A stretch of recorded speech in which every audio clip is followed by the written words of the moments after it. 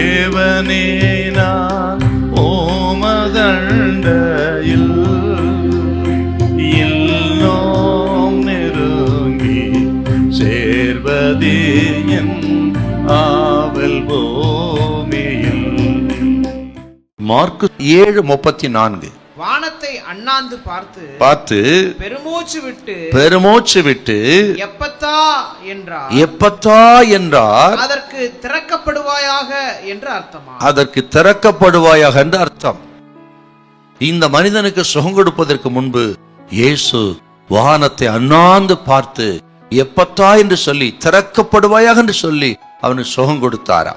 அப்படின்னா ஏன் வானத்தை அண்ணாந்து பார்த்தான்னு கேட்டீங்கன்னா, இந்த மனிதனுக்காக ஆண்டவர் பிதாவினிடத்துல மன்றாடி ஜெபித்தார்னு அர்த்தங்க.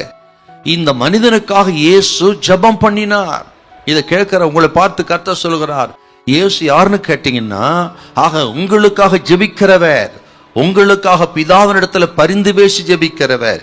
இன்றைக்கும் பிதாவின் வலது பார்ஸ் வீற்றிருந்து இயேசு உங்கள் பலகீனங்களுக்காக, உங்கள் பாவங்களுக்காக, உங்களால் ஆக முடியாது என்று தவிக்கிற காரியங்களுக்காக, உங்களுக்காக மரித்த, உங்களுக்காக பாடுபட்ட, உங்கள் உணர்வுகள் எல்லாம் அறிந்த, உங்கள் சோதனை அறிந்து கொள்வதற்கு சோதிக்கப்பட்ட இயேசு உங்களுக்காக பரிந்து பேசி கொண்டிருக்கிறார். பயப்படாதீங்க.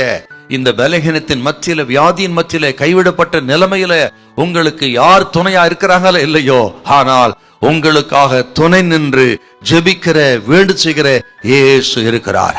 வானத்தை அண்ணாந்து பார்த்தார் அப்படின்னா இன்னொரு அர்த்தம் என்னன்னு கேட்டீங்கன்னா, எந்த நன்மையும் பரலோகத்திலிருந்து தான் வர வேண்டும், ஆகவே நீங்கள் பரலோகத்தை நோக்கி பாருங்கள் அப்படின்னு சொல்றார். மனுஷன் முகத்தை அல்ல, மனுஷன் கைகளை அல்ல, நீங்கள் நம்பின மனுஷனை சார்ந்து அல்ல, எந்த ஒரு நன்மையும் பரத்திலிருந்து தான் கொடுக்கப்படுகிறது. ஆகவே நீங்கள் பரத்தை நோக்கி பாருங்கள், ஆண்டவரை நோக்கி பாருங்கள், அவரை நோக்கி ஜெபம் பண்ணுங்க, அவரை நோக்கி விண்ணப்பம் பண்ணுங்க என்று ஆண்டவர் இயேசு சொல்லாமல் சொல்றாரு பாருங்க. ஆகவே ஆண்டவர் சொல்றாரு, இன்னைக்கு ஜெபம் பண்ணுங்க, உபவாசம் பண்ணுங்க, அவர் கரத்தை நோக்கி பாருங்க, பரலோகத்தை நோக்கி ஜெபம் பண்ணுங்க.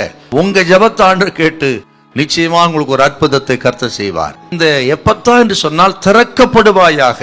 இப்படி ஆண்டவர் வானத்தை அண்ணாந்து பார்த்து எப்பத்தா என்று சொன்ன உடனே அவன் செவிகள் திறக்கப்பட்டது, நாவின் கட்டுகள் அவிழ்ந்து அவன் செவ்வையாய் பேசினான். நான் சொல்லுகிறேன், இன்றைக்கு அவருடைய கரம் வல்லமையானது, அற்புதமானது.